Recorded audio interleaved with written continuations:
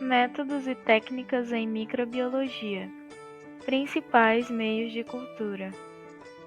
Os meios são utilizados para fins de análise do crescimento de micro-organismos e também para provas como antibiograma e provas bioquímicas.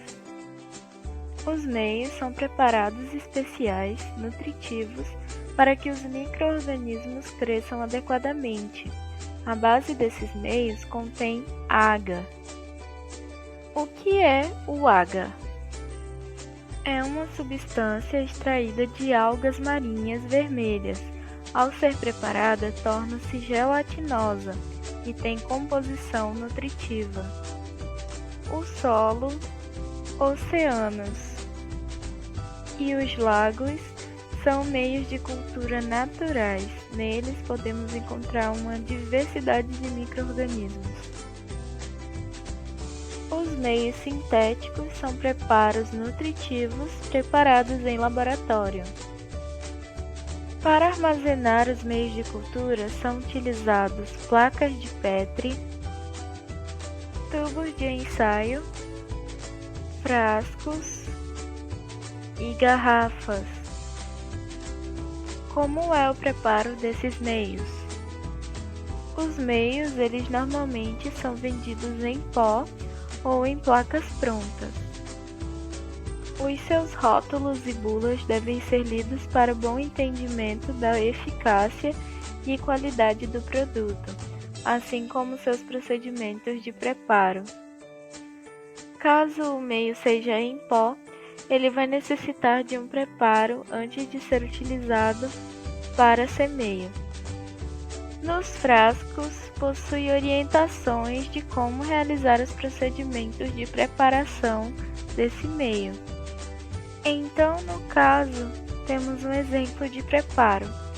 Suspender 40 gramas de meio em 1 litro de água destilada, ou seja, para 1 litro, precisará de 40 gramas. Então, de acordo com a quantidade, teremos que fazer regra de 3 para saber a quantidade exata para determinada quantidade de placas que queremos fazer. Então, depois de fazermos a suspensão, deve mexer bem e dissolver por aquecimento e frequente agitação, e em seguida ferver por 1 minuto até a completa dissolução do meio. E o meio deve se tornar homogêneo. E todos os meios, atrás deles, o rótulo vai estar explicando como deve ser feito.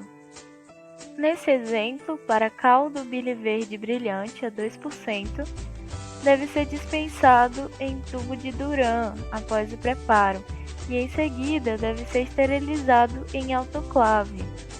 A autoclave deve estar a 121 graus Celsius e o meio deve permanecer por 20 minutos, de 15 a 20 minutos.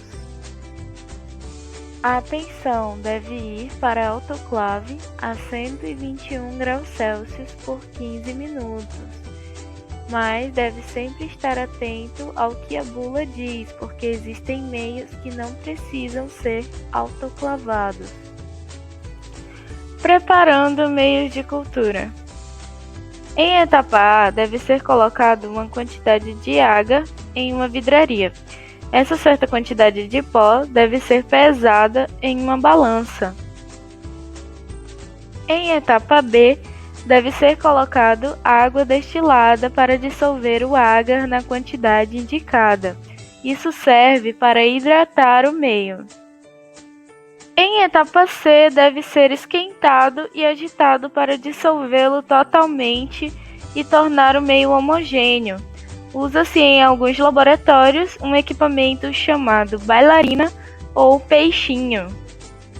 As bailarinas são barrinhas magnéticas que vão ajudar a tornar o meio homogêneo. Em etapa D, o meio deve ser levado para a autoclave, para assim ser feita a esterilização. Na etapa E, deve ser feita a distribuição dos meios em placas de Petri e colocados em uma temperatura ambiente para eles solidificarem. Em última etapa, etapa F, Agora as plaquinhas com o meio elas estão prontas para serem utilizadas e podemos inserir os micro-organismos, ou seja, inocular para fins de estudo. Principais meios de cultura: agar-chocolate. Esse meio é utilizado para micro-organismos exigentes. Esse meio não é composto por chocolate, como sugere o nome, mas sim com sangue de cavalo, coelho ou de carneiro. Nesse meio acontece a lise das hemácias e a liberação de hemina e hematina. A hematina é um pigmento ferruginoso derivado do sangue, e a hemina é uma porfirina que contém ferro. Cresce nesse meio micro-organismos como Haemophilus sp e Neisseria sp, e apresenta colônias pequenas e médias, com pigmentos amarelos ou amarelos claros, entre outros tipos de pigmentos.